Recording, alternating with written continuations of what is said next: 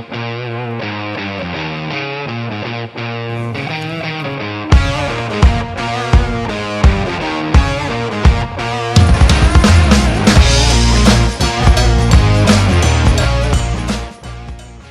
I want to welcome you guys to our 12th podcast. What we want to do tonight, just to give you guys a little bit of an idea of what it is that we're doing here, is just talk a little bit about our mission with this podcast. What we're trying to do is we're trying to help realtors stay up to date on what's going on in the industry, to grow our collective knowledge and professionalism, and most importantly, give real estate agents and brokers everywhere the tools required to take their business to an unprecedented level.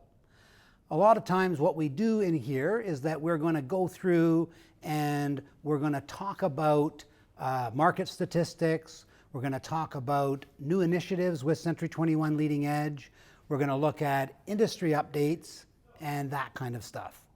So what I like to do is start by introducing myself. My name is Paul Barron. I'm the broker owner of Century 21 Leading Edge. I'm Tasos Giannakakis. I'm also one of the partners at Century 21 Leading Edge. Anthony Bungaro, also partner and manager at Century 21 Leading Edge. Rob Vivian, President, Rob Vivian Coaching. Yeah, and we're actually extremely excited today to have a guest on our podcast.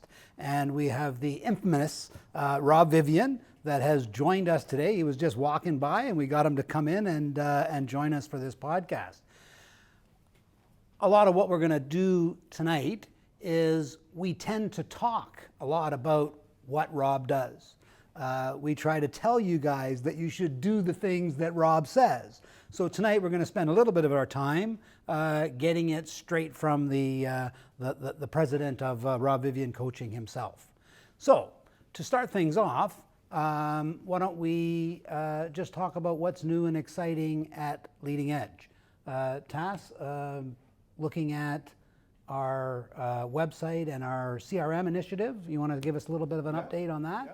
So the new websites and the new site from Century 21 is in beta testing now. I think it's just started mid-August. So that's exciting because we hope that that means it'll be ready to launch. They did work through some, I guess, issues in the beginning that they've resolved and gone to beta testing. And hopefully that means it gets finalized. In September, we have new websites and our new Core 21 platform with all the fabulous stuff that Century 21 provides us. So that's very excited. And we have our Century 21 conference coming up in September as well, which is in Victoria, and I am going to be attending that. And I suspect that they'll have a lot of announcements and demonstrations at that time about that stuff. So I'm excited about that, and we'll be reporting on that as soon as we have the info on it. Perfect, sounds good. So I'm just going to give a little bit of an introduction of the wines tonight, so that we know what we're drinking. And with our golf tournament coming up next Thursday, give these to you guys. Steve? Yes, sir. Keep you involved and lubricated for the podcast. If the cameraman starts to shake, it's because he's drinking wine.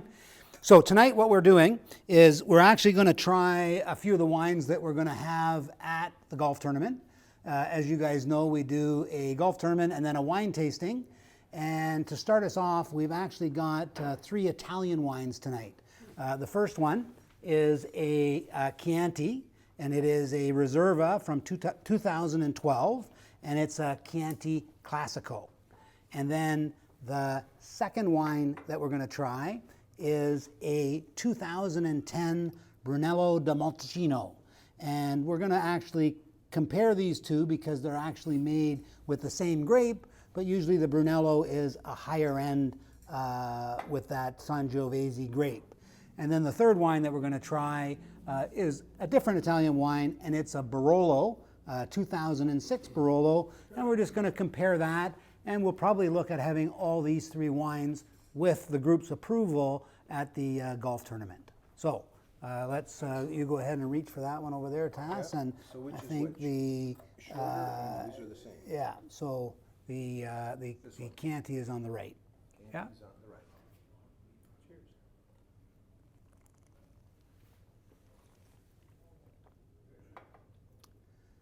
Very nice. Okay. Bit of a bite? No. I don't think so. I think it's very smooth. I had a bottle of that the other night. It's actually interesting that my wife and I used to just drink a half a bottle at night, and then we seem to be drinking a whole bottle at night now. She's getting more into the red wines. I don't know if that's a good or a bad thing, but that seems to be what's That's happening. really only half each. Yeah, exactly. Yeah, so that's no. I big think they deal. made a mistake when they said a glass of wine a day. I think they meant a bottle of wine a day. So. That's right. Yeah, big glass. That's right. That's right. That's right. So, what's happening at your office, Anthony? What have you got going on? Well, the activity at the discussions that we've had was that there's still the isolated pockets of craziness and busyness. So we try to keep focusing on that, because we do get the other end of the scale where they say, gosh, at the office, the discussion has been, it's August. This is the last opportunity that people have seemingly went away. So, but what I've noticed, if there's been some amazing sales, deals coming into the front desk, carrying them like the courier boy, bringing them over to the office and discussing it also with administration. There's been a lot of deals, Paul. The numbers I don't have, but I know that there's a lot of deals coming in. So I'm hoping that needle continues in the strong vein, because we say, oh, in September, kids are back at school and it's going to even get busier. So this has been kind of the conversation. So it's been the twofold thing. People are away, but the ones that are around are cranking out the deals and getting their listings sold. There you go. So I want to bring Rob in on the conversation here, because it's interesting when, I guess, the morning call this morning is about, or maybe it was yesterday morning, I'm not sure, but just looking at how is the market, right? It's irrelevant how the market is. Get your butt in gear and get to work. In fairness, all the 8:30 calls are that. Oh, are they? Well, I listen to them. I listen to them every morning. Yes. They all kind of have that theme. Yeah. So what do you don't get into a lot of the stats, or you tell people not to focus on it, or what are your thoughts on stats? No, actually, I would say that our coaching clients, matter of fact, I said to several today on their coaching calls that it will be impossible to be a client of ours and not be up on the market. We spend a lot of time with that. Right. It's just that we don't want them to worry about that, because there's a reality for the realtor that, I have a book out called The Realtor's Magic Formula, and that is that 1 in 4 leads works out. And so, yeah, so the right now we've been in a neutral market for a couple of years, probably will be for a couple more years. This summer is busier than we thought it would be. But if in a neutral market, if somebody wants to sell 20, they need 80 leads. And if it's a seller's market, they want to sell 20, they need 80 leads. If it's a buyer's market, they want to sell 20, they need 80 leads. So although we do keep them up on what's happening, at the same time, we're very conscious of their mindset. So we want them to be aware that there is rough water in the real estate industry. If the market is a super seller's market, there's rough water for buyers. If it's a buyer's market, it's rough water for sellers. But either way, for the realtor, 80 leads equates to 20 deals. So the realtor is in some way exempt from that. Right. The market's spinning here, so if the rates went to 10%, you would need 80 leads for 20 deals. So we keep them on that path of just that 80 leads for 20 deals or 100 for 25, because every time the rates go up a half a point, my phone rings off the hook. And they know what I'm saying, but they say to me, okay, I know 1 in 4 work out, but the rates just went up. The rates could go to 10%. So it's still going to be 1 in 4. So we do teach them the stats a lot, but at the same time, we really teach them those stats so that they can talk to the buyers and sellers. Because the market spins here, the Realtor's Magic Formula spins here. So there's rough water for sellers sometime, rough water for buyers. But there's never rough water for the realtor, unless something happens in their head, which then they have rough water. Right. So I said jokingly a minute ago, but because of that, whatever the 8:30 motivational message is, I'm reminding them it's a work day. They should take some steps today to do what's necessary to find those 80 leads, or whatever today's requirement would be. Right, absolutely. Yeah, and it's interesting, we talked before on the podcast that I used to take off every year in January. I used to take the month off. And one year I screwed up my knee and I had a cast on. And I took January off because I thought nothing happened in January. And I'm here in Toronto with a cast on and I sold 8 houses. Oh, interesting. You work in January, there's business to be had. Yeah. So it is absolutely out there. And it's also interesting, with this 1 in 4 workout. We had a guy that came to us and says, I don't need any training or coaching. I've got 12 people that are going to buy with me this year, and I'm part-time in the business. So I don't need to go to any training. And it's interesting, at the end of the year, I'm going to go with he had 3. He had 4, so he had exactly 4.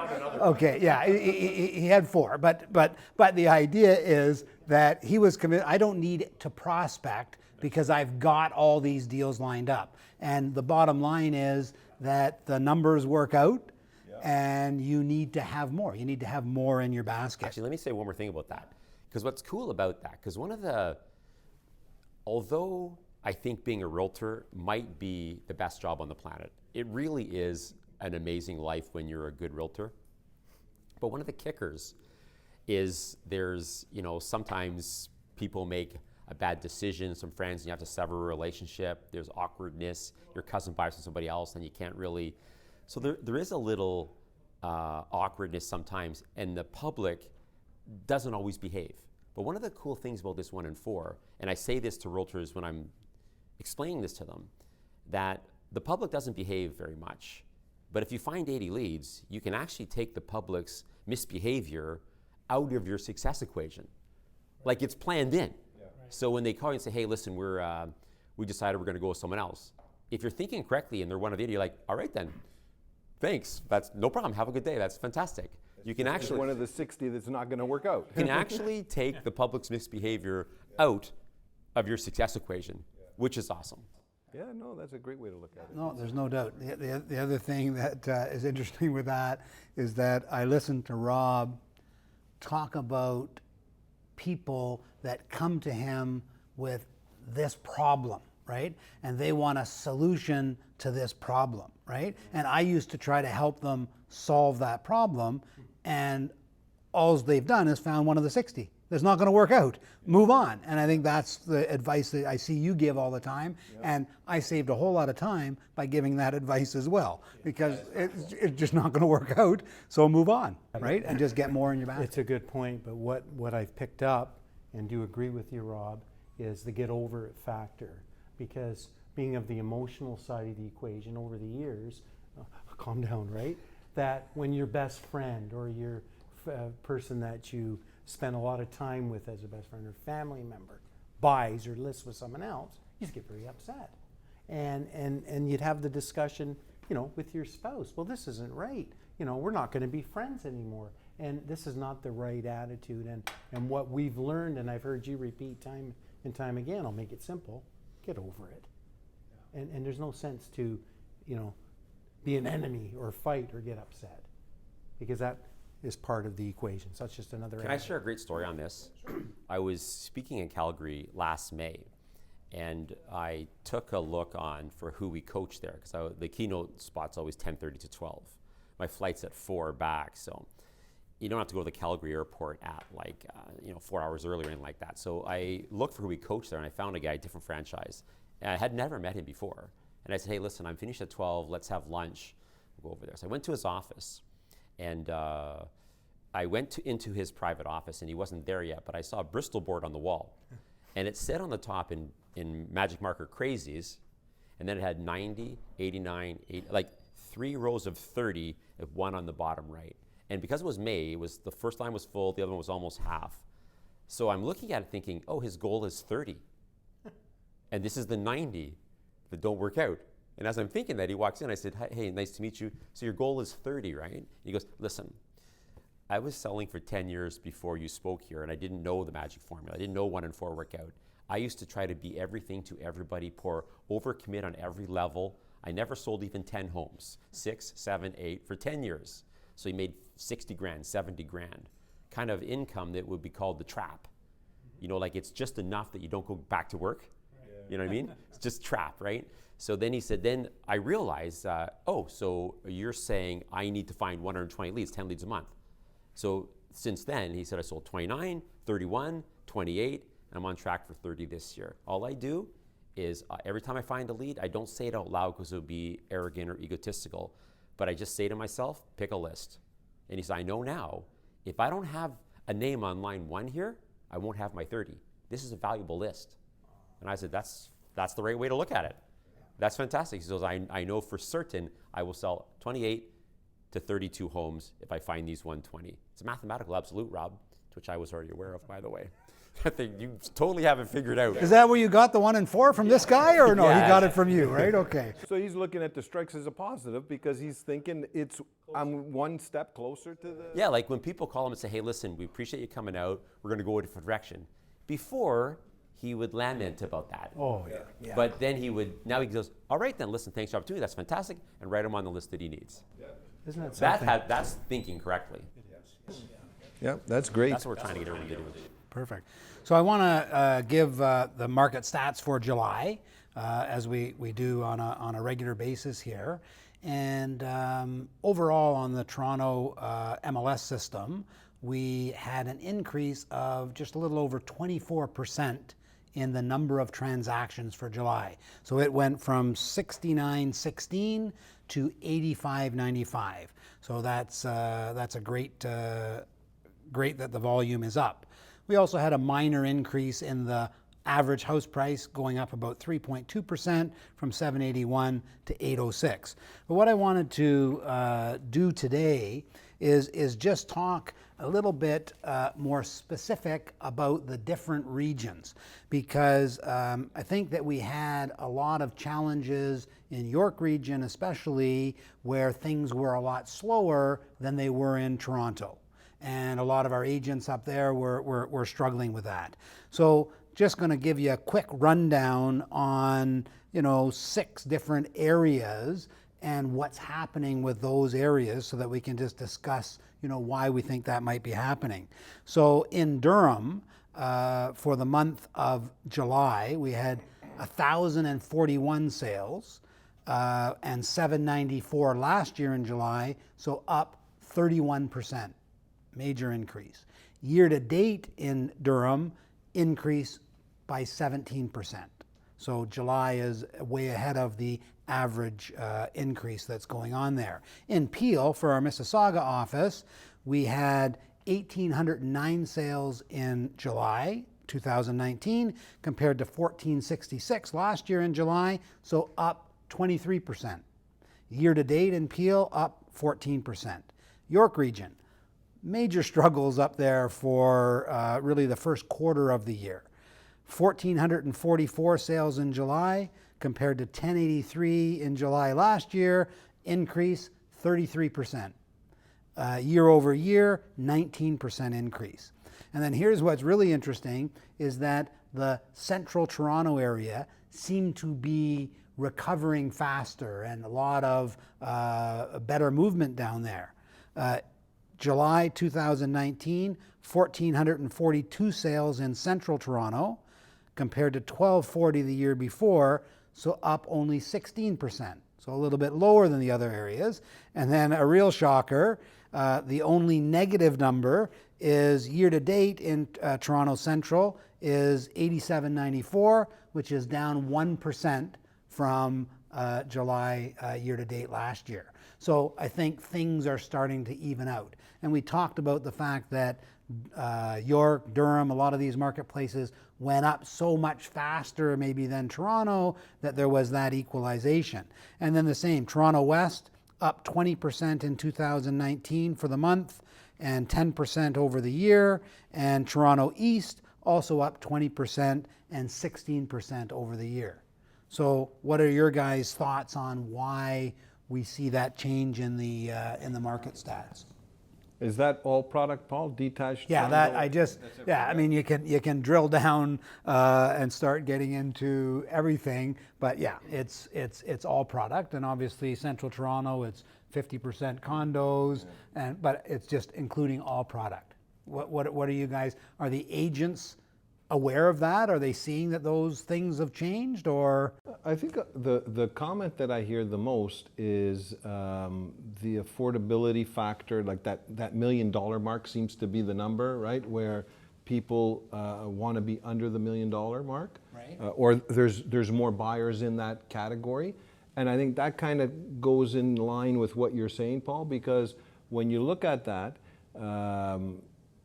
going to Durham or going to York region is different in terms of what kind of product you're going to get, right? You can get a detached house there. You're not going to get a detached house really in the core of Toronto at that price range, right?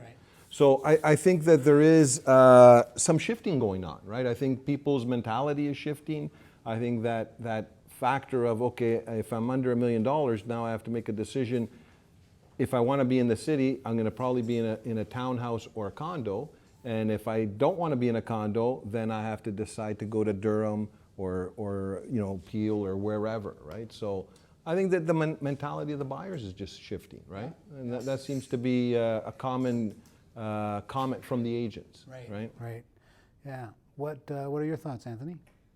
I think it's also part of the trend, because what happened is, as you mentioned earlier, it went so high and so fast, and then there seems to be that resistance, almost like the elastic band kind of a thing. So my feeling is, absolutely agree with you in terms of areas, affordability, but I also think that it's just the natural reaction of the, not just the clients, but of the agents that start working harder and applying themselves, that they can have those buyers that were sitting there, maybe go after them and start showing property. And when people see the activity and see and hear that prices are actually going up and sales are going up, it's kind of human nature. They'll want to jump on the bandwagon. So I think that's also a part of it. Right. Okay. Rob, what do you? I know you don't really. No, actually, quite the opposite. Because in our speaking, where you guys would see me, we don't get into stats too much. Right. Which why you might be thinking we're not paying attention to that, but we do it a lot with our clients, because we need to teach them how to talk to their people about what's happening in the market. So we're way, way, way more up on the market than you would be thinking if you weren't one of our coaching clients. And so sometimes things just happen and there isn't a reason why it's happening. It's just happening, right? And so we're teaching the Toronto clients right now that in my 33 years of selling, it's happened 3 times before that June and July and August were way larger than they normally would be. And I don't really know why. Maybe there isn't a reason why. You could be right, you could be right, you could be both right, there could be other reasons. And what I noticed in the other 3 times is when we got to the fall, it was a little more anticlimactic than people thought it would be, because some people moved up, right? So I'm saying to the clients now, we would have been coaching it today to all of our Toronto clients, that when people come to you and say, hey, should I put my home on the market now or wait till the fall market? We gave them a little script to say, you know what? Normally you'd want to wait till the fall market, but it does happen periodically. When June and July and August are larger than they should be, the fall time becomes a bit anticlimactic. Right. So maybe whatever suits your plan to be better, because June should have 7,500 at 9,000. And July should have 6,500, 6,900, and it had 8,500. Right. So August will probably be the same. There's multi-offers. Yeah. So I don't know why that happened. There might not be a reason why. It's just the way it is. But if we don't have a fall market, and I don't mean a bust, I mean just flat. So maybe agents that aren't up on it, they're going to say to people, "Oh, wait till the fall," and then they're going to get there, and it might not happen at the same level, and then they're going to be stuck. And that's a problem, because if you're my financial guy and I give you $500,000 to invest for me, I would expect you to know what you're doing. Yeah. Right? Yeah. And so when someone's trusting you with their $800 million house, you better know what you're doing. Yeah. And so we're teaching the clients right now in Toronto. As soon as I saw 9,000 in June, I started to talk to the clients. If July is also big again, this could be one of those years that happens periodically.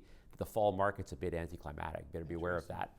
So we're on that. Yeah, no, absolutely, and I think that another factor that comes into market stats is that people react to, you know, headlines and things that are happening out there. So you have all kinds of people that would like to buy real estate, and a lot of times they're sitting on the fence and they're waiting, and then they say that now we've got this you know, stress test figured out and we know how we're going to get our mortgage, and it's just that they're now coming to the table. They were always there, right? And that was true in 2008 when we looked at our stats. That was the financial crisis, and we had 5 months of, you know, about 40% of our stats for 5 months, and at the end of the year we did the same amount or more than we did the previous year. We just made up for it in the other 7 months. And that's just that pent-up demand. So people sit on the fence and then, oh, things are good, let's get out there. So I think the buying sentiment is still positive, and it's just a matter of getting them out there. The other thing that I see with the shift from central Toronto to the suburbs again is that we look at the condo market has gone up so much, especially with the new construction, that if that's gone up so much, all of a sudden I've not got that huge savings by going condo, so then they start to look at the detached homes again. So I think that also plays into it, right? And Rob, have you ever looked at Trendly, or do you know what that is? I don't know what that is. No. So there's some new market statistics that are available through Toronto MLS, only if you use Collaborate, and I would strongly suggest that agents really drill down to specific areas and look at the Trendly reports in terms of what's happening in those specific areas. So it really, obviously, Trendly, it looks at trends. So if we look at, you know, you're selling in this area and the market is amazing there, and you're buying in this area and right now it's depressed, well, hey, the timing is perfect. You're buying low, selling high. Isn't that that's what you want your stock guy to do, right? So I think this all works out quite well. So yeah, I think that is good information to have on the market. But the bottom line is, if you're working, there's houses to be sold, yeah. Right? And that's the bottom line. So Rob, why don't you you know, tell us a little bit more while we've got you here about what you're doing with Century 21 Leading Edge, specifically in terms of your program there, and how you see it going. Yeah, so basically the success track we have with Leading Edge is a monthly meeting. It's the second Tuesday at Cedar Brae, which is tough for me in the summer when the tee off is right there. I position myself so I can't see it. Like everybody to my left, I don't make any eye contact with because the putting green's right out the window, right? And then what some people aren't aware of is that program also has 3 videos every month. And the reason we have it that way is this. So I go there and teach them a topic. And then I would come back the next Tuesday, next month, and teach another topic. But their brain would only remember 15 to 18% of what I taught them the previous month. And that's no disrespect to their brain, that's brains. But then on the next week, a video comes to them, and it's on the same topic. I recap what we talked about, and then we add more points to that topic. And then the next week, I recap that topic and add more points, and recap and add more points. And when that video goes out to them, they get emailed on Monday, and it says, your video is on your dashboard, on your software that you get, because they get the same software that our one-on-one clients get, which is having a massive upgrade right now to what we're putting in there. Way more training videos. Like for example, in that software, what I'm adding in there right now, it's not there yet, I'm just recording the videos, but every coaching company, you can go there and get their objection handler. You know, they hear I have a friend that's a realtor. So we're adding in the client corner, the resource center, here's the objection handler for I have a friend in the business, and then there's a short video of me demonstrating what that looks like and sounds like. So if you get that objection, go there, watch the video a few times. It'll be like 2, 3, 4 minutes long. This is what that sounds like. And so on Monday, they get a video, an email saying the video's at your software. it's on the dashboard. As soon as they watch it, it goes into their client corner, the resource center for future viewing. And I keep them at 10 minutes. Believe me, I can talk way longer than that. And so, but if they would never watch them if they're more than 10 minutes. And then on Wednesday, if it's still on their dashboard, that means they haven't watched it yet. Right. So there's a person monitoring each office. So they would go check, see how many haven't watched it, send them another email. The email's polite. It says, hey, listen, your video's still on your dashboard. What the person's really saying is, for goodness sakes, watch it. It's 10 minutes. You know why it's there. Go watch it. And then and they get our software. That's a really good program. Now, the thing is with that, sometimes, Paul, what people I hear is, I already went through it once, right? But the thing is that people are missing is that as time goes by, the public get way smarter as they learn things.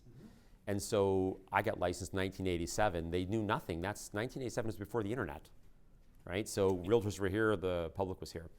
And so as time goes by, they keep getting smarter. But realtors stay here, and they get passed, right? So I am a student of psychology, human behavior. Our company, we're the leader by a long shot in human behavior and psychology in how we want you to say certain things that appeal to their brain. And so I've always had this psychology, human behavior knowledge, but we didn't use it before because we didn't want our people to sell with blah, blah, blah when they can sell with blah. So I wasn't using it. As time goes by, we keep mixing in.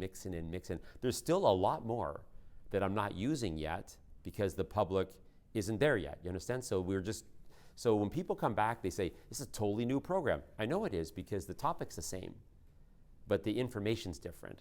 However, I would say that at the end of this year, this program is over as we know it. The new program, the others are on it. It started in June, but we're in midway. The next time around in January, it's different topics. I'm moving the program to 50% lead generation and 50% lead conversion.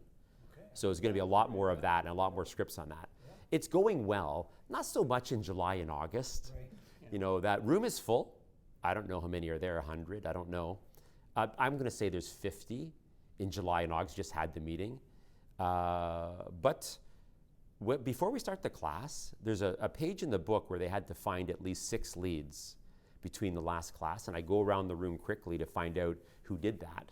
Because if you find 6 leads between each class, you're going to find 70, 80 leads, you're going to have 20 deals, right? And, you know, there's brand new people, because you have a lot of new people that they show up, they're brand new, and then 2-3 months later, they're like, 6 more leads, 6 more leads, 6 more leads. I sold 3 homes. So overall, I would say the program's going really well. In the group, that the individuals would be dependent on their input. Right. I can lead a horse to water, right? So overall, that's what's happening. Very good. What about you guys? What do you hear from our agents about Rob's program? Do you have a lot of guys that are in there? I know that we have probably over 200 registered for it, and 203. Okay, and yeah. What do you? I think what was interesting, Rob, you commented, sometimes you'll hear I've done the program before, right? And this is what's interesting. The last class of yours that I came to, and I said this to somebody that said, I did that last year or the year before or whatever. So, well, that's interesting because I've been doing this for 29 years. I've heard Rob speak umpteenth times. And after not going for a few months, I went to one of his classes and I learned something.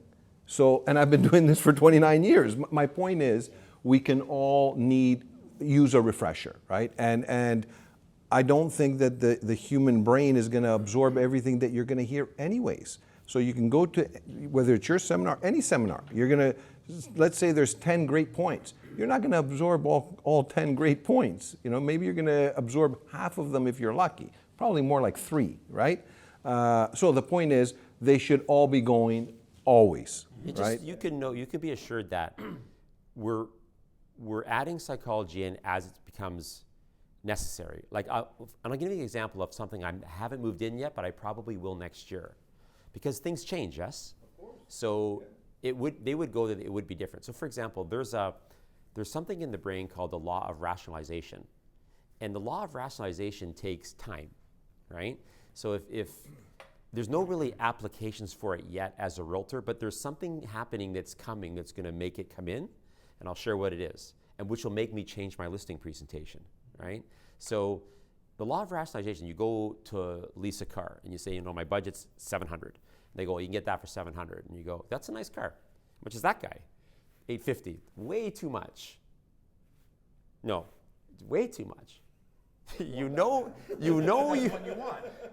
you are driving that car a week later, yes? Once you rationalize it through. So up to now, now there's the public can get sale prices and listing prices, right? So that's just new in it last year. So what's going to happen? The things take a couple of years. So up until before then, a seller could find out what's active, but they could not find out what's sold. So they couldn't complete their own CMA. Do you understand? Yeah. But pretty soon they will be able to, and there'll be someone will develop some software, real estate evaluator or whatever. So right now we teach to go in and answer the seller's 6 questions. But what happens is this, is they go in and it's $7.99 and they tell the truth, but the person's thinking $8.30. Then a weak realtor goes in and says $8.30, and then they get it. And the honest realtor gets punished for being honest. You understand? So what's going to happen in the future, not too far, which will cause me to change my listing presentation and cause me to bring some information I'm aware of on the law of rationalization, which I've known about my whole life, but it's never been applicable. Yeah. So what's going to happen is now when you go there Saturday at 10, that's when they discover $7.99. So they can't move to it quick enough because the rationalization process has no time. But in the future, you're going to say, it's going to be in my script, okay, I sent you over a copy of Home Evaluator on Tuesday. Go ahead and do your work. I'll do my work. We'll compare, right? Then they'll discover on Tuesday it's $7.99. And then they'll have time to rationalize. Do you understand? And then they'll go in on Saturday and say, what did you come up with? $7.99. What did you come up with? $7.99. And then the weak realtor will go in and say $8.30, and the seller will say, where'd you get that from? You see, it'll change the game, yes? Yeah. And so that means when that happens, and all that's waiting for that to happen is someone to come up with that software, which will happen. And they'll do their CMA, and then we'll say, then I will move in the law of rationalization and change my listing script a little bit, right? Because that's something that's going to happen, right? So we're always doing that. It's not that we're learning this stuff. We already know it, but it's not necessary until something changes. Yeah. And so when people come there, they're going to see it's always different. But it'll be way different in January. But the back half of this year is different as well. Let me tell you about the Trendly CMA function, because I think that it would work well with your presentation.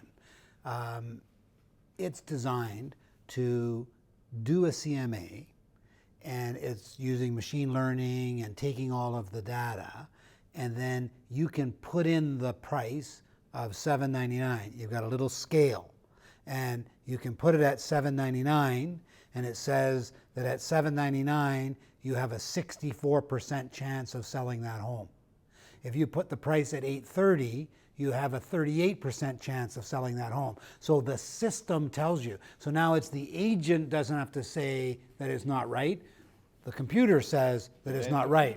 So if you look at using that and sending that to them ahead of time, or a combination of the two. That would be the software I'm talking about. Yeah, well, so it's there, right? And that changes the game. Yeah, and it absolutely changes the game. And that's the beauty about real estate. It's always changing. It is. Can I tell you something on this, though? Yeah.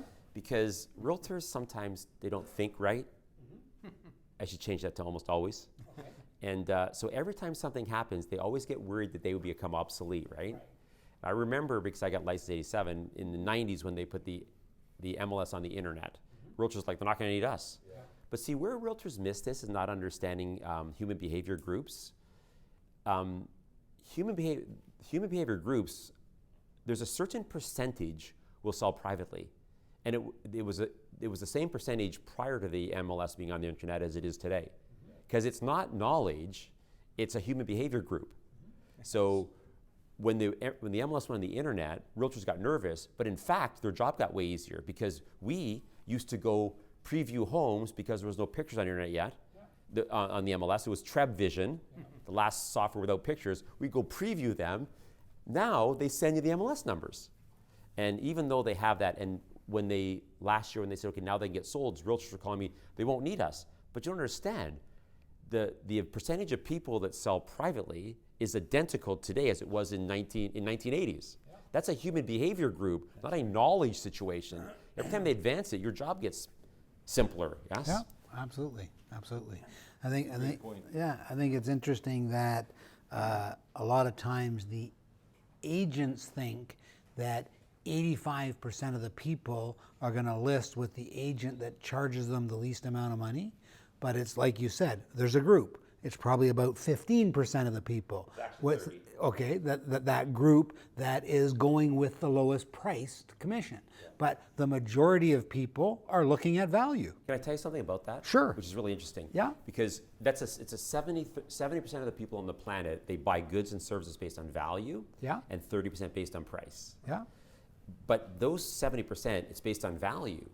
So they're not running to spend their money. So a realtor could go in and that person wouldn't pay them because maybe the realtor's not that good.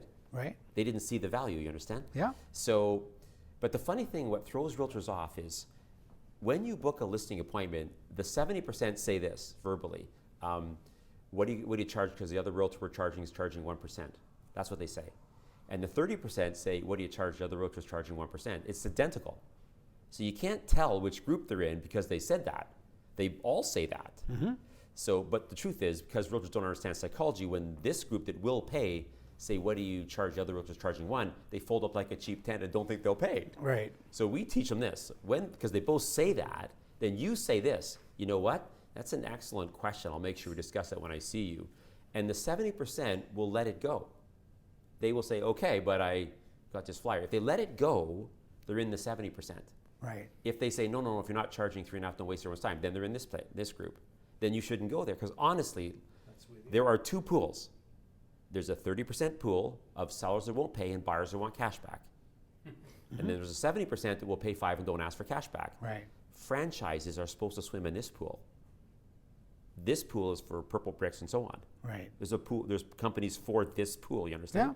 Yeah. So I say to franchises, was the only place I teach, you shouldn't swim in that pool. Right. If they say to you on the phone, if you're not charging 3.5, don't go. You're supposed to think, oh, not my pool. Yeah, they're just part of the 75% that aren't going to work out. That's it. Yeah. Just go. They're in that pool. So it's a 70-30 split. One more thing on that. What's funny about this when I teach it, so listen carefully, because this is what throws people off again. That's on the planet.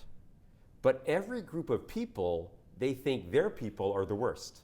Right. Oh, yeah. Okay? Yeah. So if I'm in Brampton, they will say, I get that, Rob, but the Indians are the worst.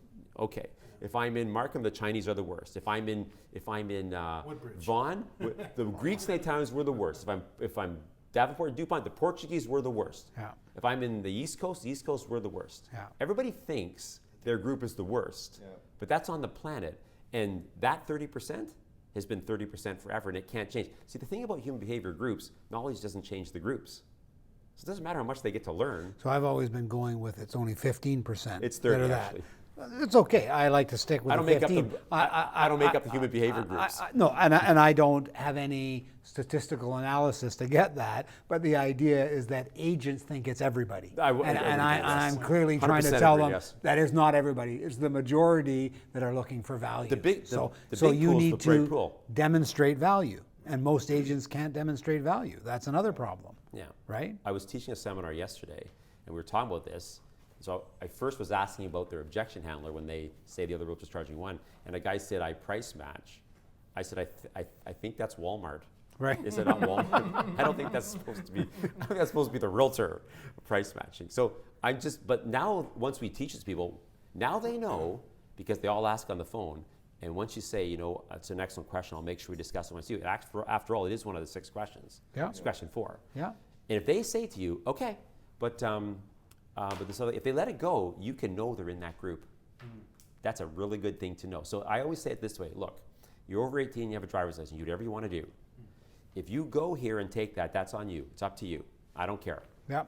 But if you go to this one and you know in advance that they will pay and you don't get paid, that's a problem. Yeah. Now, I've also seen realtors that they suggest paying less. Yeah. Well, keep in mind though, It Paul, boggles my mind. 30% of the realtors on Trev obviously are in this group. Right. So obviously 15 or think everybody's 17,000 like that, realtors, yeah. because that's human behavior. That's Yeah. just the luck of the draw, right? So obviously there's 15, 17,000 realtors wouldn't pay. So they would assume nobody would, right? Right, So yeah. not hard to find them out Yeah, there. I guess that's true. Yeah, absolutely. So I just want to talk a little bit about some technology stuff, and then we'll get back into maybe taking a few questions after that came in for Rob. We let our agents know that you were not just showing up here by chance tonight. I was just but jogging. But that we I dress well scheduled, when I jog. we scheduled you in. And I think it's actually great. It's we should have done this sooner to have, the actual guy here instead of us trying to, give them 15% when it's 30. Who knew? Who knew? So I did. yeah, well, exactly. Oh yeah. Exactly. So I just want to talk a little bit about technology and what is happening out there is a lot of agents are using DocuSign, great e-signature program. A lot of times agents are out there and they're resisting. And then once they start using it, how the heck did we ever live without this? Yeah. This is so simple and so easy to use. Now, in the e-signature system, we have Authentisign, which is provided for you free of charge from the board. And what's interesting is that people look at it as, oh, I'm comfortable with DocuSign. I'm comfortable with Dotloop. I'm comfortable with Rapri. So they believe that that's the best. I'm strongly trying to encourage all of our realtors and all realtors to use Authentisign. They actually just announced the ability to upload the listing. So not just the e-signature where you can pull the offer down or pull the listing down and create the offer with Authentisign, send it to the client to get signed, but now you can do the listing with your client electronically and you can push it up to the board through Authentisign. So they have that two-way street. The other thing that's interesting is that as a company, Century 21 Leading Edge is looking at trying to go to a paperless system. And what's interesting is that the best paperless system is also coincides with Authentisign. So if we can get our realtors to use Authentisign, they can also then transmit the deal to the brokerage in that electronic format, paperless. Yeah.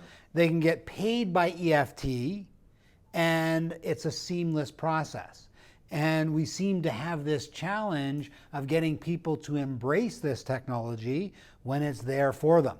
The other thing on this that I'll mention is that the Canadian Real Estate Association is also dumping the forms program that they're using, and they've also signed a deal with Authentisign, not for e-signatures, but to provide the forms in that format. So your forms, your electronic signatures, the ability to upload the listings, and soon the deal processing is all done through that transaction desk and that system. So I really want to encourage all of our agents to use this system. What are you guys finding with, I'm sure you get questions on electronic signatures and stuff like that. I know it's not really, your area, but what are you guys hearing and feedback that you're getting from agents on this kind of stuff? I tell them to talk to their manager. You tell them that. So I would say, Paul, the biggest challenge is just people not wanting to relearn something new, right? So if you already started using DocuSign, they're I'm used to this, right? I'm happy with it, right? And I think it's also almost dangerous to say it's free. It's not free. Our TREB fees pay for it, sure, right? Yeah, so people think, oh, it's free, so it's not as good as the one that I pay for, which is really not correct, right? It is not an extra charge. It is TREB is paying for it and on TREB's behalf. Not paying for it. You're right. It is your fees to TREB. Our fees, correct. Our fees are paying for it, so you're already paying for it. So why not use it, right? So I agree with you. I think everybody needs to be on Authentisign, right? So for everybody that's listening, start using it. I think it's part of the education. You know, it's part of our job or whatever, and to promote it. I mean, we're certainly mentioning it now, but to explain to them about what you said, Tassis, that you are paying for it. But I think it's our job to promote it, Paul. And we do a class. One of our Monday classes is Authentisign. So definitely, if people need help with it, a concierge can help them with it, but we have a Monday class, and I think they've done additional classes other than the regular Monday classes to facilitate getting people onboarded as soon as possible with it. Yeah, and the fact that CREA is going to and is switching over the forms program to the same software. So it's then all completely tied together, and it's a no-brainer. And then that will allow us to go to a paperless system, because if we don't have our agents using that, and you're using DocuSign, now you've got to send that all to Authentisign or Transaction Desk in order to be able to load it. And this system just makes it so much easier. So strongly encourage people to do that. And I think it's the way of the future is to have a paperless system, stop killing trees. How many times do agents call us, they can't find paper, they then have access to all of that stuff. We look at compliance, right? We're just dealing with a case right now where RICO is looking for, what's that form that you have to have? You have to have the offer or the 801? Form 801, what's that Yeah. called? It's called Form Form 801. on it, right? What is it called? Gosh, we've been calling it Form Form 801. 801. Okay, so Form 801. So this way you do all the offers on Authentisign. It's all there. It's all part of the transaction, right? So what we want to do now is maybe look at a few questions that came in for Rob. Offer summary document. There you go. Thank you very much. Way better. No, offer summary document. And it's interesting. So the registrar can ask for that document. And what's interesting is we had a deal where there was 4 offers. Yeah. Of course, our file had only 1, and we need to go to the agent and say, where are the other 3? And they have them, which is great, but you have to turn things into the office. So this whole system just allows you to, to have that on the record. And I keep forgetting that we've got our Google man on the side there that he can look up everything for us. So Steve, we had some questions for Mr. Vivian. So what say thee out there in the real estate world about what they want to know from this man? Let me get over to the microphone and probably jump in and steal some more wine here. Okay, perfect.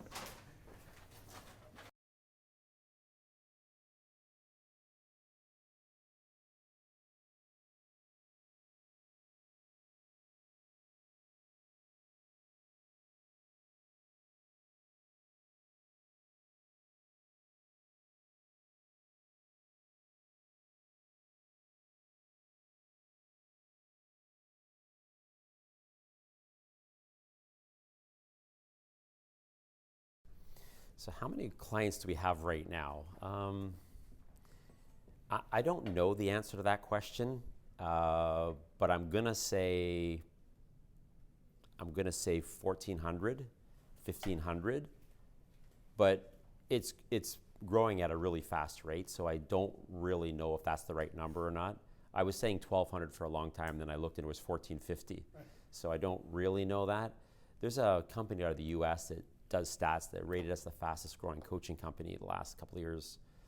So around 1,500 coaching clients. As far as for new agency, that's an interesting thing because the magic formula is really not connected to years of experience.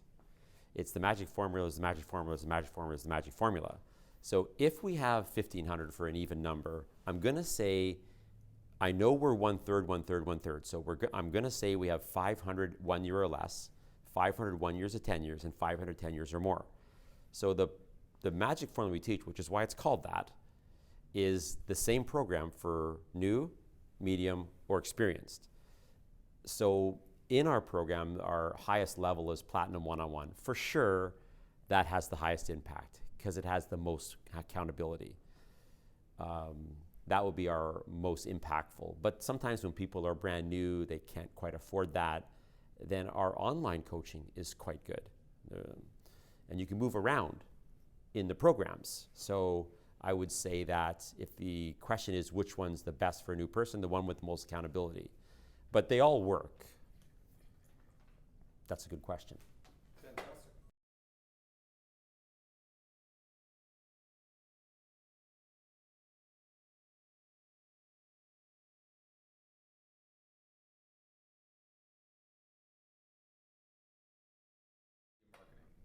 Yeah, like the funny thing on this, and I need to explain this, because I'm getting known as the anti-internet lead guy, which I'm not.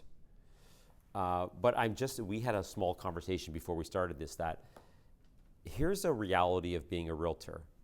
If you call your database every 90 days, you're going to do well. If you do not, you are not. And if you do well without calling your database, you're spending a ton of money. And so I am okay with many things, but I just find that a lot of realtors, they do social media and buy internet leads because they don't want to call their database. That is a problem.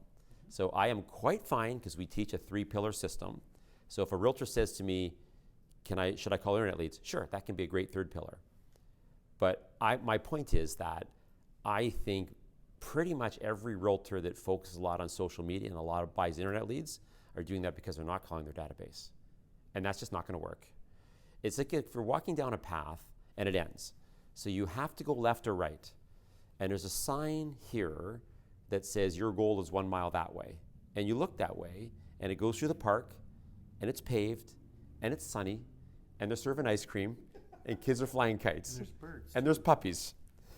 And your goal is 1 mile. But the other sign, because it's a fork in the road, says the same thing, your goal 1 mile, so 1 mile to your goal. But you look this way, it's dark in there, and there's spiders, and there's thorns. So, if you ask a realtor which way would they go, they would say that way. That's calling your database every 90 days. But you see, if you don't call your database every 90 days, you go into the tunnel. So when realtors say to me, this is a tough business, I always say you should call your database every 90 days. And they say, well, how do you know I don't do that? Because if you did, you wouldn't say that. Right. So we want everyone to go through the park. Once they do that, I'm quite good with social media. We do a lot of that. I don't care if they have internet leads as a 3rd pillar. So they should always have a positive social media presence. But one thing they should remember, if they're going to do that, pretty much every major company now, before they hire someone, they check out their social media presence. And they pass on a lot of people based on what they see on their social media presence. You know, I mean, vulgarity on the things they're posting and so on. So if you're going to have a big social media presence, which is fine, I'm quite good with that. As long as you're calling your database, that's more important. But if people are thinking of hiring you and they check out your social media presence and it's not professional, that's going to be problematic. Yeah.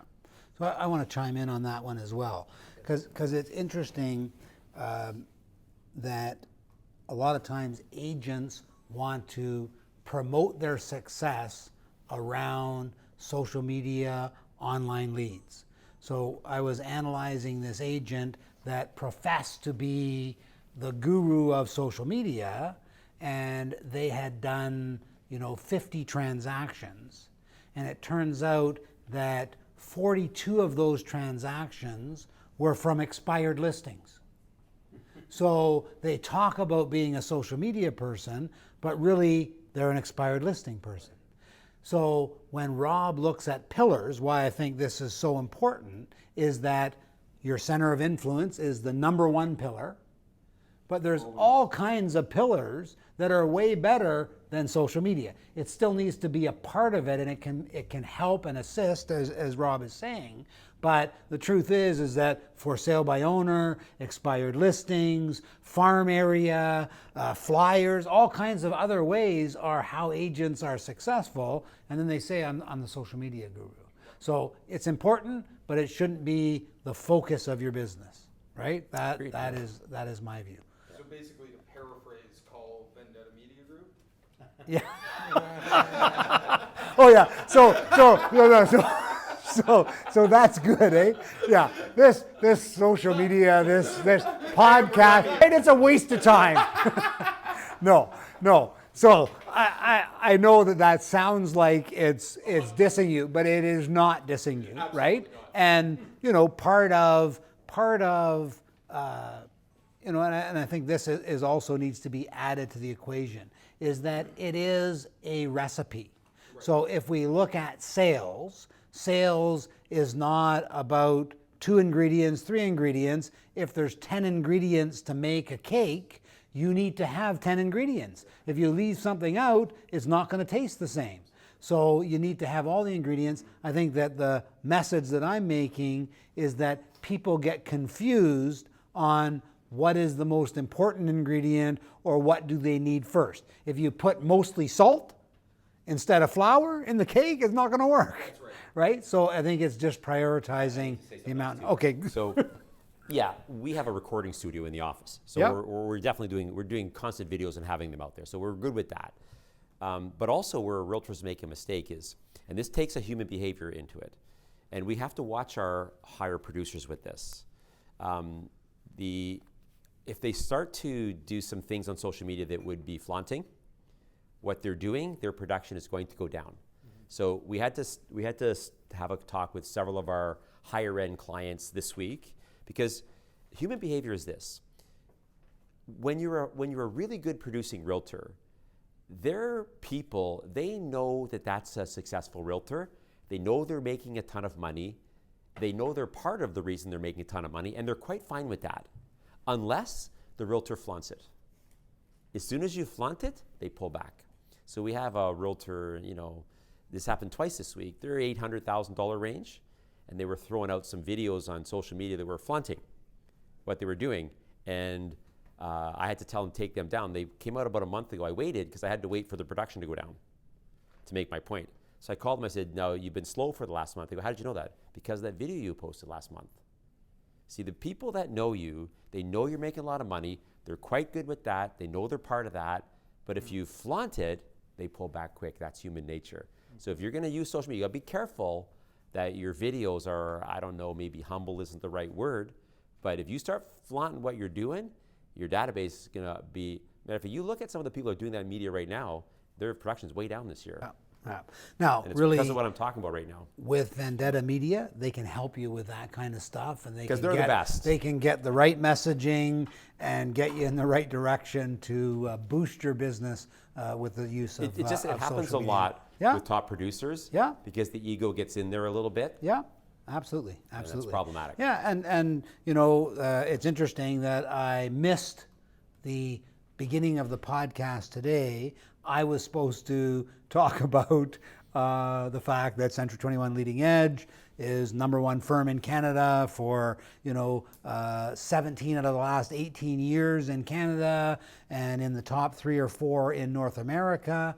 And a lot of times I leave that stuff out, and it's interesting that agents sometimes will make decisions on where they join based on wanting to be with top producers, right? So when you look at your coaching, you want to talk about the people that are very successful, and that's why you should be there. You just need to do it in a humble way, Which right? is why we have them on the stage at all of our events. Yeah. Why we share the stage with them. We Yeah. let them go up and talk. Yeah, Right? absolutely, absolutely. Okay, Just for the record, Yeah. not to jump in, but exactly what you were saying with the analogy with the cake, we Yeah. say almost the exact same thing to all of our clients. yeah. We can make you a Super Bowl commercial, but if nobody's paying attention or this is marketing a business that just isn't viable, Yeah. it's not going to make a difference for you. It's a culmination of all of these things that really makes the difference. An amazing video that nobody watches doesn't do a lot. Exactly. Right. Okay, we're going to talk about, before we take another question, I'm just going to talk about the next wine You let me know. so that we can, we're going to do the next wine. It's about time. I'm empty. You're empty. I know, that's right. I've been waiting for number 3. Okay, so I'll give you a little bit of number 2. Okay. And you need a little bit of number 2. Do you have your glass or are you drinking? Not yet. Okay. Okay, so number 2 is Brunello. Did you guys try that one yet? I know you finished yours, but So this is the one I'm just sipping on now. yeah. So let's have a taste of that. Cheers, boys. Cheers. Yeah. Cheers. Cheers, Tassus and Paul. Cheers. So it's interesting that the Brunello is a 2010. It is a way higher rated wine than the Chianti. Chianti, Classico, and Brunello is the same grape. It's a Sangiovese grape from Italy.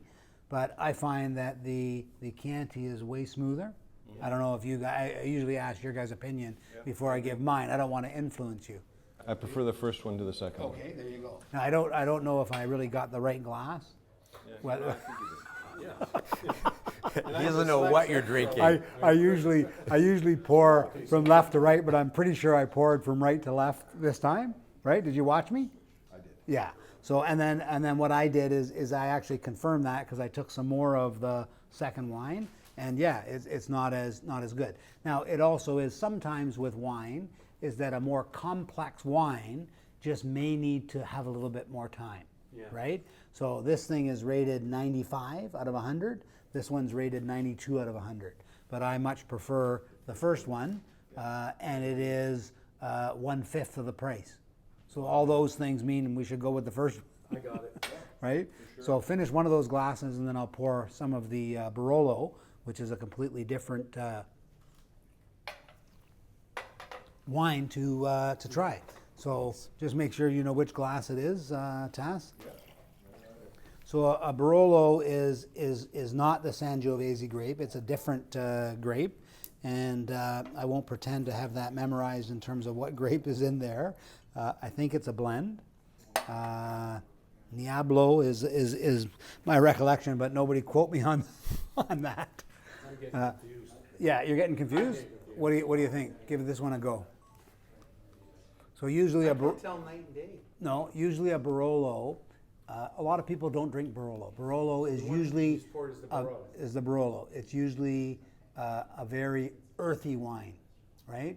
So when you look at the bolognese sauce with the pasta, this is what I need to go to, right? So that's what it's all. That's what it's all about. You had the thick meat sauce with this. You got him in on that one. Now I tasted the difference. Yeah, I understand. You understand Yeah, you threw the pasta in there. That's helpful. with the bolognese. Now again, the Barolo here is a 2006, so we got a 12-year-old wine as opposed to a 9-year-old wine with the other one, or a 13 instead of a 9-year-old. Yeah, that is just yeah. The third one is my favorite. That's an amazing. And then the first So- one is my second favorite. So I think that we're going to have that Barolo at the golf tournament. So if you haven't signed up for the golf tournament and you want to try this Barolo, that's how you can do it. Be there. Excellent wine. And then you can give that one a go. In fact, that was so nice. I need another sip of that one. Okay, so Rob, we hear you talk about pillars all the time. Out of your suggested pillars, what are your personal favorites? And I think if we read between the lines, what ones would you recommend for an agent? That is a really good question and a really deep question. So we have 6 of them. There's 6 what are tried and true for 100 years. Your database, FSBOs, expireds, open houses, geographical farming, and calling around active listings and solds. Those are the generic proactive ones. And there's some reactive ones. And so if our clients want to buy internet leads or whatever, or do a flyer campaign, that's a 3rd pillar. The truth is, if we can get a client to work their database correctly, they're going to have a good business regardless of the other ones. But as far as which ones are the best after your database, the reason this is such a good question is there are 4 personality styles on the planet: driver, expressive, analytical, and amiable. And so these other 5 are all equal. You have to choose the ones that suit your personality style. So for example, for me, being a little expressive, a little outgoing, geographical farming worked well for me because I enjoyed the process of knocking on those doors and getting to know those people and being king in that little area, you know what I mean? Like you're walking down the street in the summer and the kids are playing ball, I can say, hey, you're Rob Vivian. Yes, I am. Like, expressives like that. But an analytical or amiable might not like that. They wouldn't like that relationship building. So if an analytical or amiable personality chooses geographical farming, because they wouldn't be comfortable with that relationship part, which is why it's called farming. then what would happen is they wouldn't actually go there. So they would actually turn that geographical farming into geographical flyer delivery. Do you understand? It would be like the farmer on a farm staying in the farmhouse and yelling out to the barn, hey animals, if you need me, I'm in the farmhouse. The animals would say, that doesn't work that way. Get out here and look after us. So the farmer looks after the fences, looks after the animals, looks after the crops. He looks after the farm, yes? So if you're the wrong personality style and you wouldn't be comfortable going there, you wouldn't go there, you'd stay in the farmhouse, you understand? Drop flyers and wait. And then because you aren't going to go there, then you would say to yourself, you know what? Instead of having 1,000, I should have 10,000. Do you understand? I'll have 10,000. That is not geographical farming. So when it comes to choosing pillars, you have to choose ones that suit your personality style. So if you're analytical or amiable, a little more one and done, not the relationship side, then calling on active listings and sold would be perfect. If you're a person that doesn't gain rapport quickly, then open houses would not be great for you, because you wouldn't have that connection. And when I'm teaching this, realtors know what they're connecting with, right? Yeah. And so how we've helped them figure it out is I say, okay, you have to do your database. That's not optional. I'm going to tell you what I want you to do in these next 5. We actually do this in class 1 at the program at your office. So in the new program, this wouldn't change, this particular one. Right. And I say this to them, I say, listen, you don't have to discover what personality style you are. As I tell you what I want you to do in farming, the plan, if your brain says in your mind's eye, I can do that, that means it's conducive to your personality style. Yeah. As I tell you what I want you to do with FSBOs, if your brain says, I'm not comfortable with that, it's not conducive for you.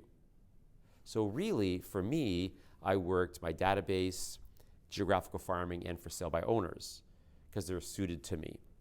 But what a person should choose is the ones that suit their personality style, otherwise they won't do it. Like if you're a little bit laid back and kind of meek, you're never going to win at FSBOs.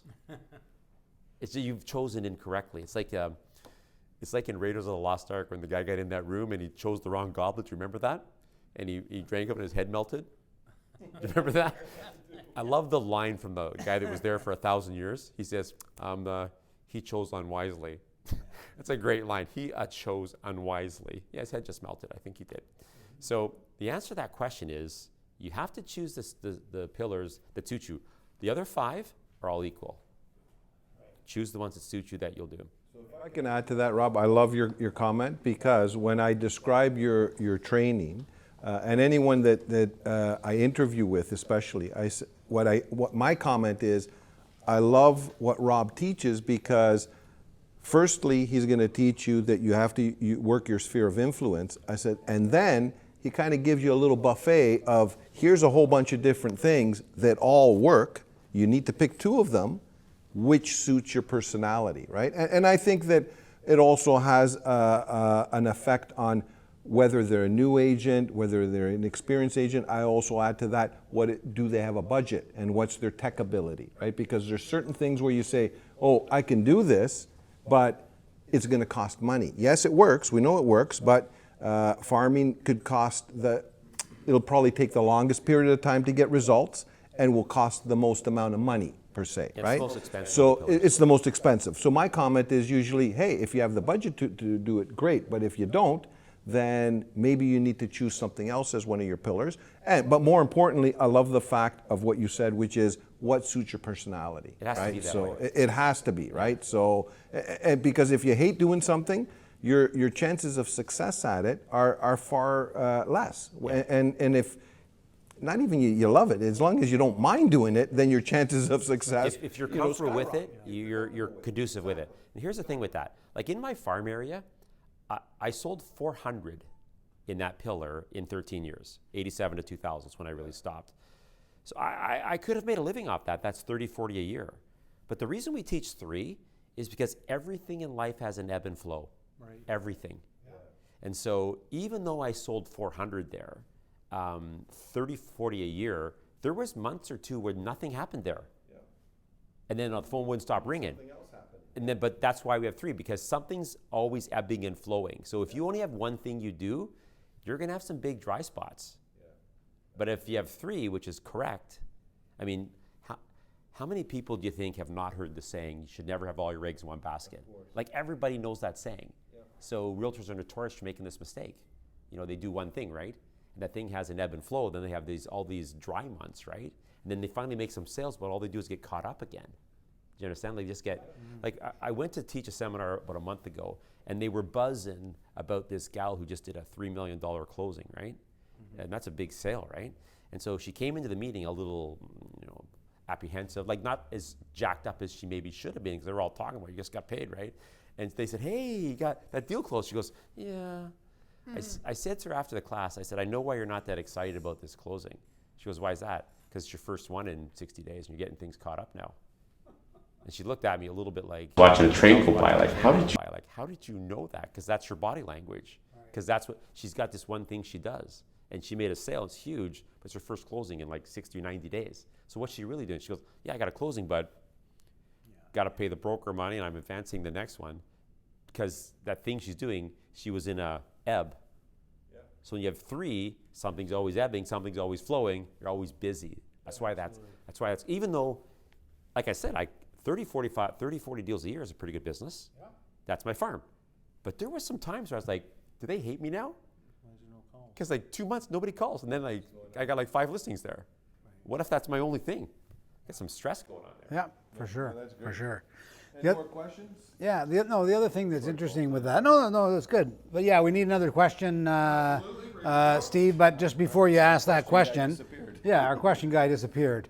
This is a little laid back thing I can see here. Yeah, so the other thing that I think is interesting is that you focus on the center of influence, and a lot of agents are delusional, thinking that they're doing their center of influence when they don't have a system for their center of influence. So I'd love you to share the overview of the system for the center of influence. Why they have a problem with it, okay? Okay, yeah. And we fix it for them. We have a new client joined, we have lots of new clients joining because we had our event, so like 100 and something joined last month. And I fixed one of them today. It's literally a 5-minute conversation, and they're fixed forever on this. Okay. The So that's perfect. We have 5 minutes. the problem they have with calling their database is they say, I can't call them every 90 days to keep asking for business, right? And I would say to them, or I don't know what to say, right? So we say, okay, that first of all, we're not asking you to call your database every 90 days to keep asking for business. That's not what we're asking you to do. And if you're struggling with what to say, you don't understand what we're asking you to do. So I said to this person, here's what it is. So every time any realtor runs into someone they know at a function, the first thing that person says is, how's the market? Right. Okay. And then I said to this realtor today, so what's the first thing they say? They say, how's the market? Okay. Do you ever struggle with that answer? When you're at a function and someone says, hey, how's the market? Do you ever go, can I get back to you? I want to call Rob. That never, you just tell them yes. And they go, yeah, just tell them. Okay. What we want you to do is call your database every 90 days. As a matter of fact, if I thought you would run into everybody every 90 days, I wouldn't have you call them. Right. Because then you would give them a market update every 90 days. But because you're not going to run into everybody, all we're asking you to do, nothing more, nothing less, is call your database every 90 days in groups of 111 so you don't cheat, and just answer the question that you would answer if you ran into them. And seeing as when you ran into them, you never struggle with what to say, you shouldn't struggle with this. They're like, so I would just call them now and say, here's what's happening in the summer market. Yes, and your coach is keeping up to speed as we just talked about earlier. So really all we want them to do is call their database and give them a market update every 90 days so their database gets used to them doing that, and then their friends think and moving, this guy knows everything about the market. Because see, when realtors don't call their database, one of the interesting things about how the public perceive realtors is that they think all realtors are rich. Mostly because realtors pretend they're rich. Every realtor on the planet pretends they're doing better than they are. When they run into their people, how's the market? Oh, the market's really hot right now, blah, blah, blah. They don't say, however, I haven't sold anything in 60 days and I owe my broker $10,000. They don't say that, even though it's probably the case. So they sell their people on how well they're doing, and then they don't call them, and so their people don't send them referrals out of respect. Want to bother them. They don't want to bother because they're so busy. They're too busy. If you just call them every 90 days and give them an update, in other words, as the phones ring in, just ask, I said to this agent, just ask yourself a question. If I ran into this person today, they would ask me how the market is, and I would tell them without struggling with it. Just say that.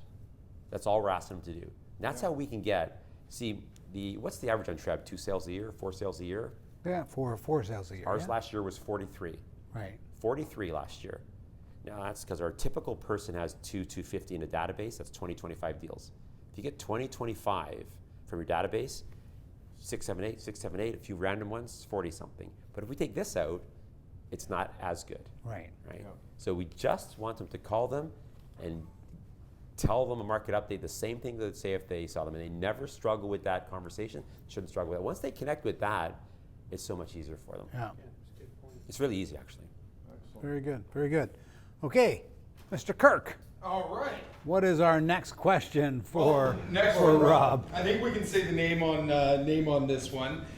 This one's from Savio Vaz, who I think you know pretty well, don't you, Rob? Very well, yes. All right. So Savio has been under your superb coaching system for over 10 years and earned his stripes under your guidance, and I can personally vouch for the fact that he's a very successful agent. He was wondering how much longer he must wait before he gets invited to your kick-ass cottage. Quotes. That is an excellent question. No pressure or anything. And yeah, Savio is actually one of our original clients. So when we first started in October of 2008, when we first did the Jumpstart at your company, that was our start. Savio was one of the first 10 people to join. We still have him. We still have 8 of those first 10. I coach them. People join our program every day and say, "We'd like you to be my coach, Rob." I only coach 8 people, and they joined in 2008. And I've told them, if you quit, you can't have me back, because I really don't want to coach them. I really don't have that slot. Nassim, Rhonda, they're the people, right? And so. So how many of those 8 are from Leading Edge? All of them or no? Yeah, there's 6 of them are Leading Edge. Okay, there you Yeah. So Savio's making an excellent point, and at this point, probably about 50 of the clients have been to the cottage, and I am definitely going to invite Savio to the cottage. He is making an excellent point. We definitely need to go out and hang out at the cottage. That's definitely going to happen.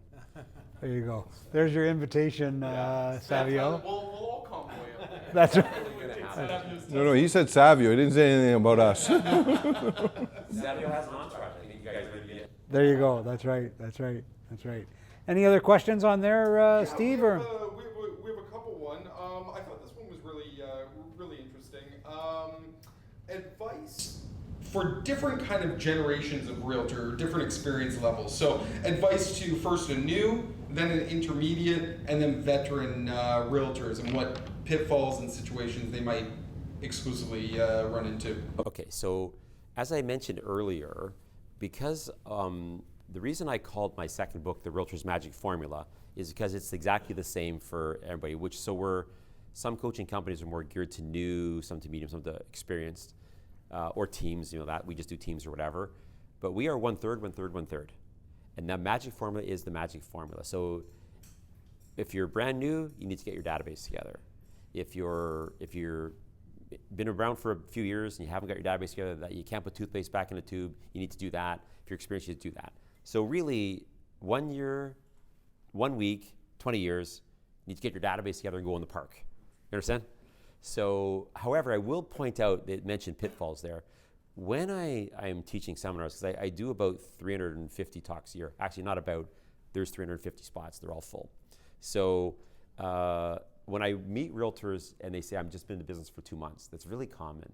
I always say, so you have your branding done and your social media presence done? They go, look at me strange, like, yeah, because that's what you've been doing, which is the worst thing to do when you're new. So if I'm at a franchise, which I would be, I always say, look, when you're new, anybody here that's brand new, sometimes people put their hand up and say, I've got my license yesterday. Great. Don't spend the first 2 months working on your social media presence and working on your branding. Your company has a catalog. Go there and like a card and order some and get to work getting your database, call your database, because there's a human behavior group, it's 55%, I'm in this group, that want to help. So if a new agent got 200 people together and called them all 200 would say, oh yeah, for sure, we'll refer you, but you can't know by the way they talk. But 45% would hang up and go, never doing that. But 55% would actually want that. So if somebody brand new, they want to get busy, they got to call their people and get busy. Design your card later, you understand? So from a pitfall point of view, which is part of the question, is part of the question was, what's a good thing to do? For new, database, database, database, and then 2 other pillars. But when you're new, get your database together and call those people knowing that 55% would actually be invested in getting you started. And so anything else other than that would just be a mistake. If I owned a real estate company, which I don't, I would not permit people to brand in the first 6 months. I would not allow it until I show me your database, call those people, understanding that 55% want to help you, will help you with your branding later. Realtors spend months doing that in the beginning, and they sell nothing. There's realtors that think that if they spend money, they'll get business. Spend money on bench advertising, on whatever. If they don't know who the heck you are, it's irrelevant, right? It is about direct contact with people. That's the way you generate. Having an episode? No, I'm not having an episode. One thing I'd like to say or comment on is I totally understand, agree, and I'm not just trying to kiss the butt on that, but we do. But I'm kissing the butt on that. Okay. Fine. But one thing I do like, and one thing that's even when I was 12 years old, and when I was in high school, I went to student leadership seminars, and I was the president of the student council and all that. But where I'm going with it is one of the first things I ever learned. Not one of the first things I learned, but I had a neighbor that he was in sales, and I was just my friend. They were my friend's father, and he was a kind of a motivated guy. And he used to say, "People are what they think about. You are what you think about." And this is something that you say time and time again, and one of your courses are on that. And I think that that is one of the key things, because no matter what type of personality you are or whatever your business goals are, I really admire the fact that you do spend the time and explain mindset. And I think that that's something that I appreciate, and I think it's good that you spend time on that, because we have a lot of good agents in our company. But you know, when you look at some people that don't have a good attitude, or they're negative, or when somebody walks in a room, you almost feel a dark cloud over them. How could they ever be successful? So I do feel that you should comment on mindset, and I understand the business and the 1 in 4 and all that. But if you don't have the right mindset, the positive attitude, people are what they think about. So how you think is how you are. You can almost self-profess what's going to happen to you. Is that correct? Yeah, actually, can I talk about this for a bit? Sure. Yeah, because I wrote 3 books on this, what you're talking about, so obviously. So you do a better job. No. Everybody that writes in can get a free book on this. Just I'm write not trying in. to promote my books, but No. We'll buy them. But if you write in from this podcast, you can get one of these books. So Okay, just, so- And an invitation to the cottage. Okay, and so- invitation to the- yeah. So the Promo code Rob Vivian's Cottage. Hold that train of thought now, Rob. Don't listen to Okay, these yeah. guys. So I wrote a book called The Realtor's Magic Formula, which is a structure book. I won't write another structure book on real estate. That is it. But I wrote The Grass Green on This Side of the Fence, Success Explosion, and last month, Expecting Awesome Daily came out. And next year, It's Time, Your Awesome Life Awaits will come out. I'm going to write 10. 9 of them will be mindset books. So when not mindset is important. 9 of them are the 10. When Okay. we get a coaching client, if you went and asked Savio or Nassim or someone that's in your company that we coach, and you ask them, what do you get more from Rob's coaching? Would it be the structure or the mindset? They would say, mindset by a long shot. So when we get a new client, the coach would spend probably 90 days on the structure. And then they just hold them to that structure. But that's not really much after that. We're way, way, way more in mindset. The book I had come out last year, Success Explosion, is everybody wants to have that, a success explosion. And it's not a money book. It's all the aspects of your life, a success explosion in every equity of your life. And the first chapter is you have to get over things quick. You have to get over things quick. And all other 9 chapters, I make the point when the chapter starts, this is the next piece of the puzzle to have a success explosion, but keep in mind, this one's hinging on chapter 1. If you can't get over things when they happen, and we know 60 deals aren't going to work out, If you lament on them, you're going to be in trouble. So you are bang on. Now, I want to share a phenomena that everyone in real estate is familiar with. We laugh about it, but we don't really understand why it happens. And it's connected to what you said about mindset. So we might be known as a structure company, maybe from the outside, but if you ask any of our clients, what do you get from Rob? They would say, by a long shot, mindset. By a long shot. The structure, we can teach them in 60 days. Hold them to that. That's not really the big deal. But there's something in the brain that when your brain is aligned with the proper success principles, like having a good attitude plus others, you're unstoppable. You're like a magnet that is so powerful, you're pulling deals towards you. And what's interesting about this is realtors experience this on a regular basis, periodically. And it's this. When you're going on vacation on Saturday, so you're leaving for the Caribbean, 72 hours before on Wednesday, the phone starts ringing off the hook, right? We joke about this in real estate, right? People say to me, I'm going crazy, I'm leaving Saturday. What happens on Wednesday, 72 hours prior, is because your subconscious mind is jacked about the event, it goes in advance. It's there already, mentally. You don't know it, it's your subconscious mind. And when I say this to people, they say, I'm going crazy right now. I said, that's because your subconscious mind has gone there. And what happens in the brain is, when your subconscious mind is there, it emulates you having these success principles, even though you do not. Because if you had them, it would have been like this Tuesday, you understand? So when you get to this 72 hours before, your brain thinks that you now possess these success principles. And so it triggers on the magnet, start pulling everybody toward you. Like, guy calls you and says, it's time to list the property. You would say, oh, that's great. But you're thinking, seriously? So we're gonna wait for then the next day, it's time to get looking to buy. You're like, oh, that's great. But you're thinking, you gotta be kidding me here. So we have a joke in real estate. You wanna get busy, take a vacation, yes? So I'm making your point how strong it really was, because my point is this. If you had these success principles and you lived by them, that 72 hours of business would be permanent. And so there are some people that are fortunate that are like that. I'm not one of them. I had to learn the principles. It's about 1 in 500, so we have 3 of them. And they're just like that. And the first time I met all 3 of them, I said to them, you're gonna make $1 million in real estate. And they were a new agent. 4 years later, he made $1 million in real estate. And that's not because of the structure. It's because he possesses those principles. So when I say to those 3, do you know when you are going on vacation and 72 hours before the phone rings off the hook, they go, what? That wouldn't happen for them. Because that 72 hours is permanent for them. This is how important mindset is. Yeah. But you can actually learn them and live by them, and then you can't stop the phone from ringing, right? So everybody, realtors, they do experience optimum mindset on Wednesday when they're leaving Saturday, and they experience it for 72 hours. And they come back, it's gone again, right?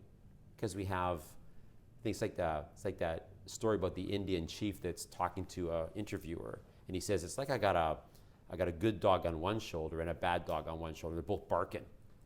And the interviewer says, well, which dog wins? And he says, well, whatever one I feed. So I feed the good dog, it wins if I feed it. So whatever one but the other way, when you feed the good dog, the bad dog is still there. But he's weak, right? And the good dog wins. But you think about how many people think incorrectly, you understand? Yeah. And then they're all shut down. And then 7 hours before they take off, their subconscious mind goes, emulates in their brain like they have these principles, and the magnet turns on. The object would be to advance, so that is your life, permanently.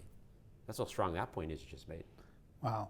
Now what's interesting is that what I heard from all this is that if I can't emulate that, if I just take every second week off, I'm going to be a winner. You are correct. 26 weeks a year, holidays, 26 weeks a year working. Listen, Yeah. You're joking, but listen. That's what you do. No, there's a reason that I only work 190 days. Yeah. And we're the fastest growing coaching company. Yeah. Because I don't want it to slow down. Right. There's a reason I go to the cottage on Thursday at noon. Yeah. Because I understand this principle. Yeah. Because so if There you go, you're doing it, Because yeah. people think the more I work, we get new realtors and they say, we know you teach 8 weeks vacation, but I can't wait till I get a chance to do that. No, you don't understand. Your odds are higher this year in year 1 by taking 8 weeks vacation. Yeah. You think that you need to work more now, take vacation later. You want to hit your goal this year? Yes. Then you need to take the time off. You have to understand how success works. I know how it works. Yeah. That's why I only work 190 days, Perfect. because I don't want it to slow down. Yeah. There you go. There you go.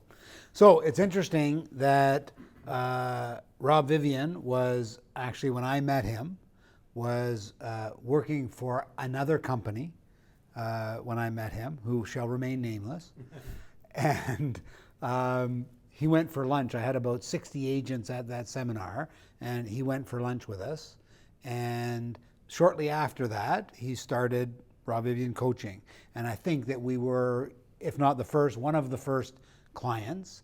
And it has been a huge part of Century 21 Leading Edge's success to associate with Rob Vivian and have his coaching with our agents. So I want to thank you for that opportunity, and it's been a great partnership, and we want it to continue for a long time. And I want to thank you for joining us on our podcast today, and we're going to wrap things up. Signing off, I'm Paul Barron, broker of record with Century 21. Thanks very much, Rob, Anthony, Tassus. Let's Thank you, everybody, for joining us. I'm Tassus Giannakakis, and I'm also one of the partners at Century 21 Leading Edge. Anthony Bungaro, I'm one of the partners at Century 21 Leading Edge, and I thank you, Rob. It was very good to spend the time with you. Thank you. And just so that was September, we went for lunch of 2008. And we started the company the end of September, and we did the Jumpstart in October of 2008. And that was our first, you were our first client. And that Jumpstart program doesn't exist anymore because it got phased out because we had to put more psychology in. Right. And so, Rob Vivian, thank you. Appreciate being here. And remember, something awesome. So have a good today. Excellent. Wow. Thank you, sir. Pleasure. Good job. Gentlemen, good job.